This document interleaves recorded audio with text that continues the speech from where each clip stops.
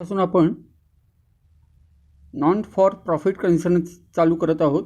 त्याचा पहिला प्रॉब्लेम बघतोय. पुस्तकातला प्रॉब्लेम आहे. प्रॉब्लेमचं नाव आहे Abhinav Bharat started a new practice of medical practitioner असं नावाचा एक प्रॉब्लेम आहे. दोन बाजू आहेत, रिसिट अँड पेमेंट. पहिलाच प्रॉब्लेम आहे म्हणून सांगतो. रिसिट अँड पेमेंट अकाउंट जो आहे, रिसिट अँड पेमेंट अकाउंट जो आहे हा account just like cash account आहे. याला दोन बाजू असतात. डेबिट बाजू म्हणजे रिसिट बाजू, क्रेडिट बाजू म्हणजे पेमेंट साईड. रिसिट बाजू आहे तिला जमा बाजू असंही म्हणतात. क्रेडिटची पेमेंट साईड आहे त्याला खर्च बाजू असंही म्हणतात. कोणते कोणते दिले बघा.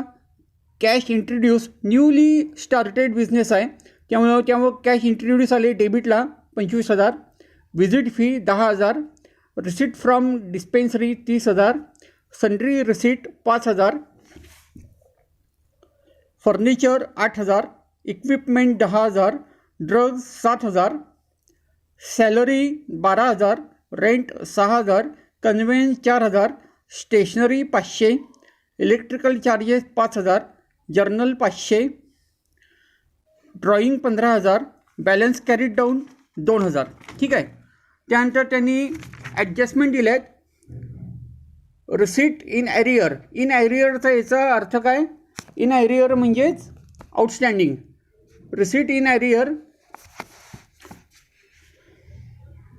Receipt in arrear, visit fee 2,000 आणि डिस्पेन्सरी 5,000.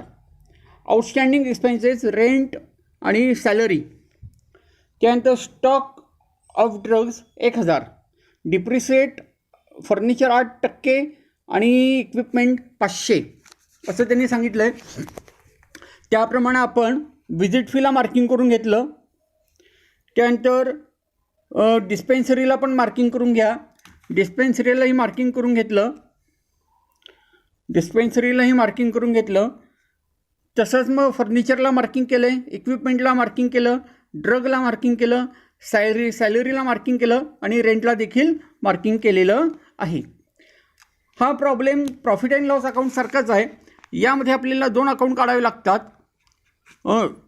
इन्कम आणि एक्सपेंडिचर. इन्कम आणि एक्सपेंडिचर अकाउंट. डेबिट बाजू आहे ती एक्सपेंडिचर बाजू आहे. क्रेडिट बाजू आहे ती इन्कम बाजू आहे. पेमेंट साईड अख्खी एक्सपेंडिचरला जाते. पेमेंट साईड एक्सपेंडिचरला जाते. आणि ही रिसिट साईड जी आहे ती इन्कम साईडला जाते. साधारणपणे इन्कमला जाते.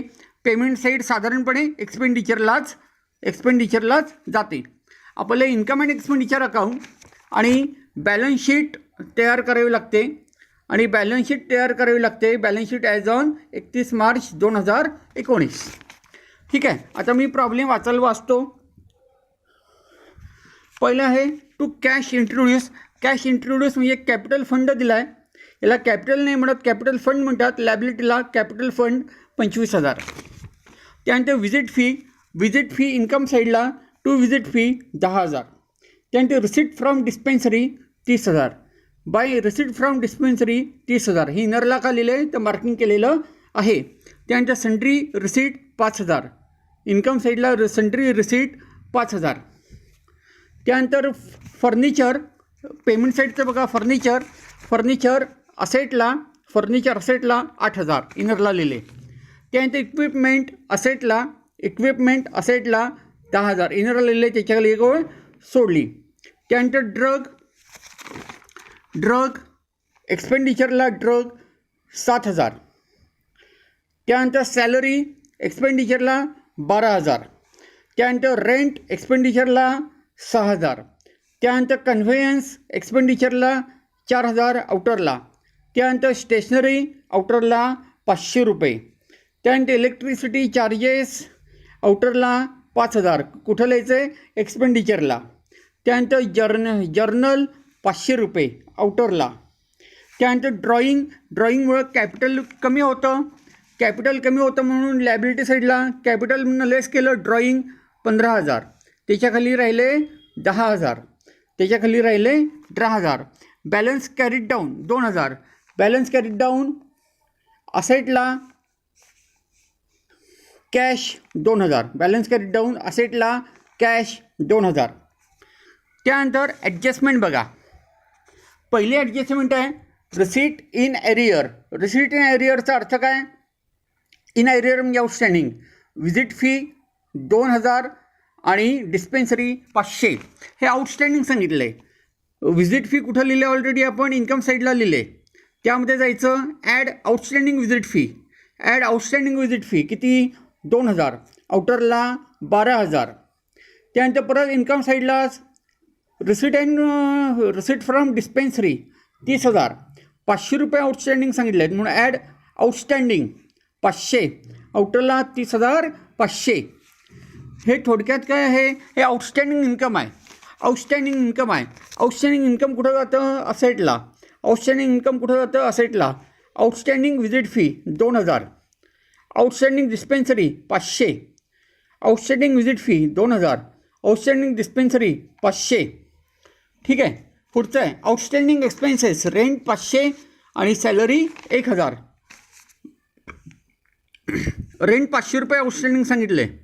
रेंटमध्ये एक्सपेंडिचर साईडला रेंटमध्ये ॲड रेंट 6000 आहे त्याच्याखाली लिहा add outstanding rent. Add outstanding rent 500. आउटरला 6500. तसंच सॅलरी 1000 रुपये आउटस्टँडिंग सांगितले म्हणून add salary. Salary 12000. Add outstanding salary 1000. आउटरला 13000. याचा सेकंड इफेक्ट आउटस्टँडिंग एक्सपेन्सेस आहेत. हे आउटस्टँडिंग एक्सपेन्सेस लायबिलिटीला जातात. आउटस्टँडिंग एक्सपेन्सेस लायबिलिटीला जातात.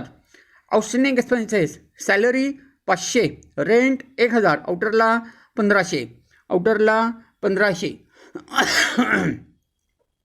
त्यानंतर स्टॉक ऑफ ड्रग्ज रुपये 1000. हा स्टॉक ऑफ ड्रग्ज काय आहे? तो क्लोजिंग स्टॉक आहे. हा क्लोजिंग स्टॉक आहे. कोणताही स्टॉक हा आमचा असेट असतो. कोणतंही स्टॉक हे आमचं असेट असतं. म्हणून एक्सपेंडिचरला बघा आमचं औषधाचं दुकान आहे किंवा आमचा दवाखाना आहे. त्यामध्ये औषधंही सतत येत असतात. सतत खर्च होत असतो. वर्षभरामध्ये ड्रग्ज आम्ही किती रुपयाचे खरेदी केले? 7000. लेस क्लोजिंग स्टॉक. त्यातले किती वापरले नाहीत? 1000. 7000 रुपयाचे खरेदी केले. त्यातले स्टॉक म्हणून शिल्लक राहिले म्हणजे वापरले नाहीत ते 1000. ॲक्च्युअल किती वापरले? 6000. आमचे 6000 रुपयाची औषधं खर्च झाली. आमची 6000 रुपयाची औषधं खर्च झाली. याचा सेकंड इफेक्ट 1000 रुपये जे आहेत ते असेटला लिहायचे. Stock of drugs 1000. Stock of drugs 1000. त्यानंतर डिप्रिसिएशन म्हणजे काय? डिप्रिसिएशन म्हणजे असेटची किंमत कमी होते. Depreciation furniture, equipment, building, machinery यावर आकारलं जातं. त्यांनी मशिनरी फर्निचरवर 8% दरानं डिप्रिसिएशन काढायला सांगितलं आहे. Furniture 8000 less 8% depreciation. Furniture 8000 less 8% depreciation 640. आउटरला 7360. तसंच इक्विपमेंटवर त्यांनी रेडीमेड 500 रुपये दिलेले आहेत. Equipment less DEP depreciation 500. आउटरला 9500. डिप्रिसिएशनचा second effect to depreciation on furniture 640. Equipment 500. आउटरला 1140. इथं आपला प्रॉब्लेम सोडून झाला. आता प्रॉब्लेम टॅली करायचा आहे. प्रॉब्लेम टॅली करताना काय करायचं? तर क्रेडिटची बेरीज करून घेतली.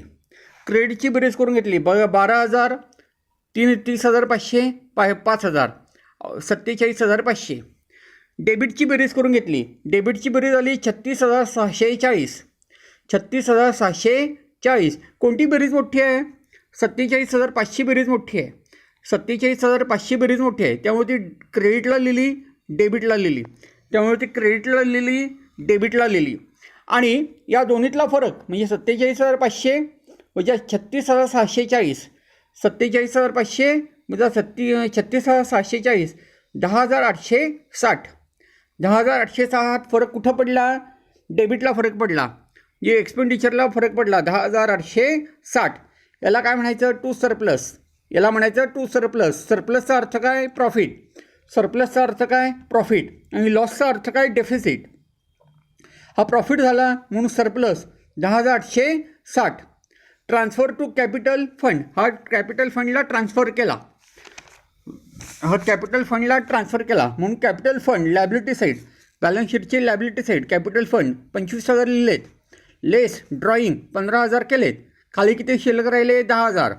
त्यामध्ये ॲड केला, ॲड सरप्लस 10,860, 10,860 आउटरला किती 20,840, 20,840. आता बॅलन्स शीट टॅली करायचे. बॅलन्स शीटची लॅबिलिटीची बेरीज केली 20,840 अधिक 1,500, 20,840 अधिक 1,500 22,360, 22,360. तसेच असेटची बेरीज केली, असेटची बेरीज केली किती आली 22,360, 22,360. अशा पद्धतीनं आपण प्रॉब्लेम सोडवला आहे. एक गोष्ट लक्षात घ्या, बॅलन्स फायनल अकाउंटच्या ॲडजस्टमेंट या सगळ्या आपल्याला नॉन फॉर रिसीट कन्सर्नला नाही आहेत. या टॉपिकला सगळ्या ॲडजस्टमेंट फायनल अकाउंटच्या जरी असल्या तरी फायनल अकाउंटच्या 20-25 ज्या ॲडजस्टमेंट आहेत सगळ्या या टॉपिकला नाही आहेत. कोणकोणत्या आहेत? एक तर क्लोजिंग स्टॉकची ॲडजस्टमेंट आहे, आउटस्टँडिंग एक्सपेन्सेस, आउटस्टँडिंग इन्कम आणि डिप्रिसिएशन. या 4 ते 5 महत्त्वाच्या ॲडजस्टमेंट आहेत.